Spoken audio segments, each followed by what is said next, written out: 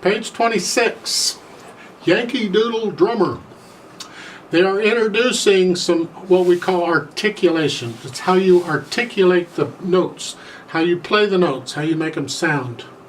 The first one they show is a staccato. That is a dot above or below the note, and it means play it short. When I was a little studying, my teacher called them hot stove notes, because if you would hit a hot stove, touch it, you'd get off it real quick. She would say, play a hot stove note right there. So, real quick. Now there's different techniques for playing staccato. For right now, use what's known as a finger staccato. And that's where your finger more or less plucks the key, okay? And you can do it with any finger, on either hand, it doesn't matter. But that's what we'll use here. You'll learn other kinds of staccatos later on. The other thing they're showing or introducing is accents. Accents, you see the little sideways arrow above or below a note? That means play it with a little more oomph than normal. Make it just a little more oomph. The first measure without the accent would be like this. With an accent, it's like this. So I just give the first note a little extra oomph. And you'll see this accent throughout. And you see staccato throughout, so you have to be aware of all that. Now, at the bottom of this piece you have a DCL fine. Means go back to the beginning and go to fine. Right? You know that now, I hope. The fine is at the end of the second line. So we're going to go through and play all 4 lines. I'm going to go back up and play the first 2 lines again. Now the tempo, they're saying sprightly. I don't exactly know what sprightly is supposed to mean. I guess it means you're happy. It's like an allegretto, I guess. You just playfully have fun with it. The hands will move around a little bit. Let's take a look at the right hand first. You're going to start out with a little finger on G. So you're in C position, right? You're going to stay there. And then when you get down to the 3rd line, they have the measure number on it. It's measure 9. Those measure numbers, the little numbers in parentheses, those are measure numbers. And some music has them, some doesn't. They're handy. I can say, look at measure 9. I can also say, look at the 3rd line first measure, okay, in this case.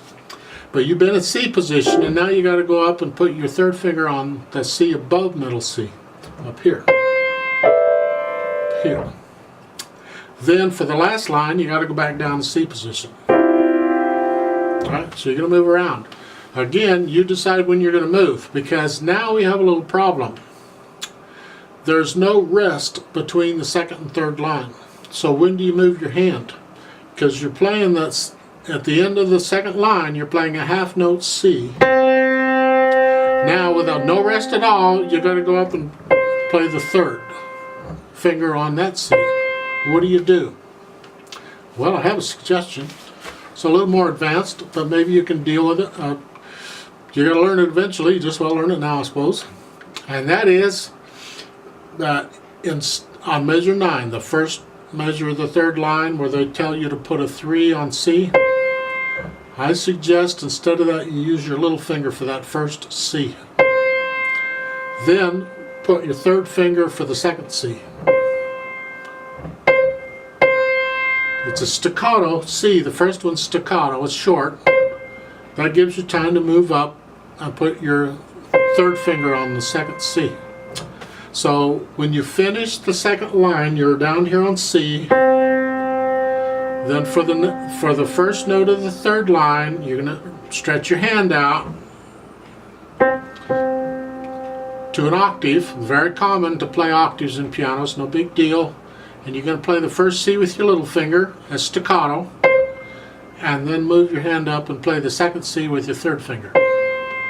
So I'm going to play the last measure of the 2nd line and the first measure of the 3rd line and show you right hand.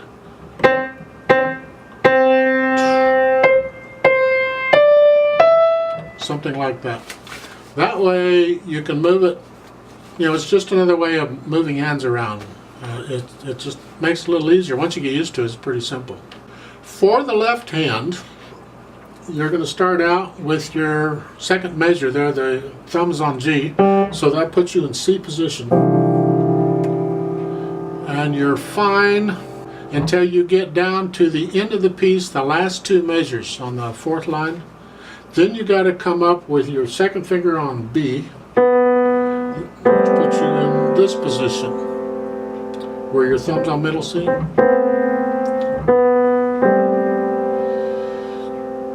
And then when it goes back up to the top, for the second measure, you got a whole measure to move it. You got to go back down to the C position. Now, as far as the left hand goes and moving it around, on the third line, third measure, your left hand has been in C position. You got to go down so your third finger's on a C. You go down here for those two measures. And then for the last line, the last two measures, you got to go way up, so your second finger's on a B.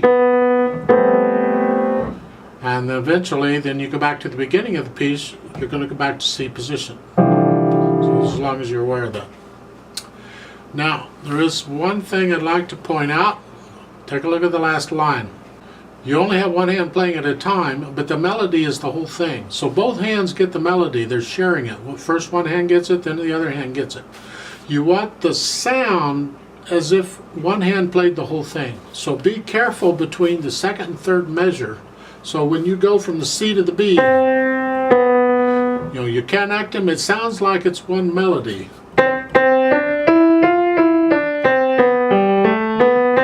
Some people, they get it off.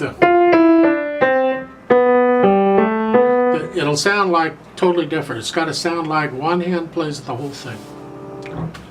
So this is going to get interesting. Let's try this and see what happens. So in 4/4 time, I'll give you 4 counts. So the right hand is here, left hand is here. Okay. 1, 2, ready, go.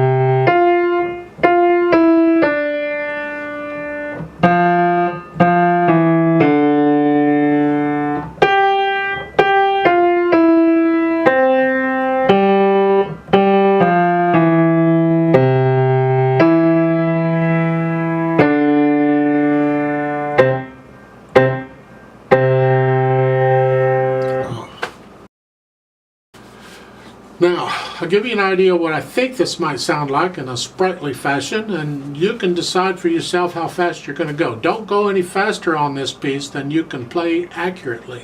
But over time, maybe when you've been through the book the second or third time, you'll speed it up to where you can play it. But something like this, I think.